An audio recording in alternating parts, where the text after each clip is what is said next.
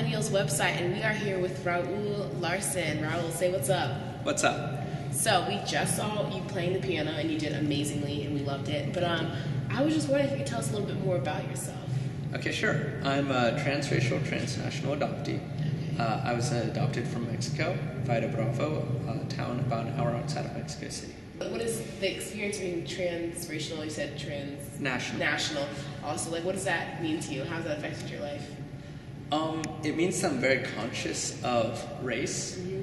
So when you think of a traditional American nuclear family, you think of a mother, a father, 2.2 children, a white picket fence, and silver kitchenware, which is kind of the American dream from the 1950s. Right. But people continually asked me throughout my childhood, where are your parents? When my parents were standing right there. Right. And so that influenced what I wanted to study in college, in that I am now a philosophy major. Right. And a lot of the academic work that I do is on the debate team with critical literature.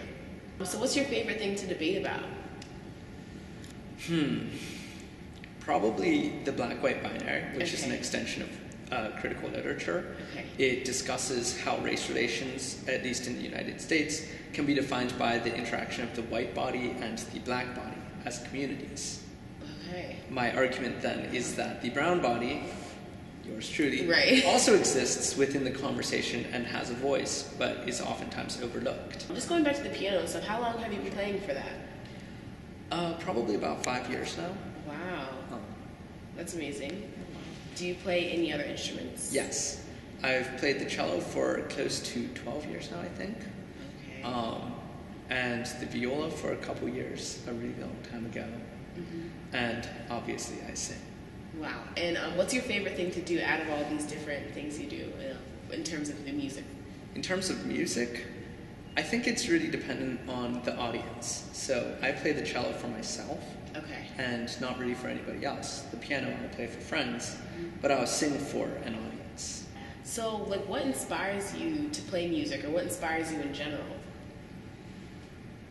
Everything. Everything? Everything is inspiring. It's a beautiful spring day today. Yes, it is. And that just makes me excited to go out and walk down the street and talk to people. So everything inspires you. Do you feel like people more than maybe nature, or just every single thing that you... Human interaction, I think, would be the most inspiring. Just seeing how communities of people can produce unique culture and can produce unique experiences. So what else are you involved in besides your music and the debate? Is there any other clubs you're in here? Yes, I'm actually on 3 debate teams. Beyond that, though, I also dance on a competitive dance team, Pantheros, which is a South Asian folk dance. And is there anything else? Or is that... Yes. Okay, because I've seen you around plenty places, so I kind of know, but go ahead. I've helped found 2 pre-law organizations, Phi Alpha Delta and University Pre-Law. I've played in the handball ensemble, and I'm also on the board for next year's Dirna, which is a classical dance competition, also South Asian. And I will be a sponsorship chair. It seems like you have a semi-busy lifestyle from what you've told me. Like, yes. How do you keep pushing, and like, what keeps you going, like that drive? Only do that for which you are already passionate. Which isn't to say that you shouldn't try new things. You should. But if you don't enjoy it, it's probably not worth your time investment. So one of the groups I forgot, and I can't believe I forgot this, is the Pitman's Glee Club. Right. And I've sung with them since my first semester here. And it's really a unique experience to have access to that level of musicality. We're traveling to Europe at the end of this term to tour for 2 weeks in France and a couple other countries. And it's the musicality that we can bring to foreign audiences that really makes the entire experience overwhelming. And then to be part of that is just unforgettable.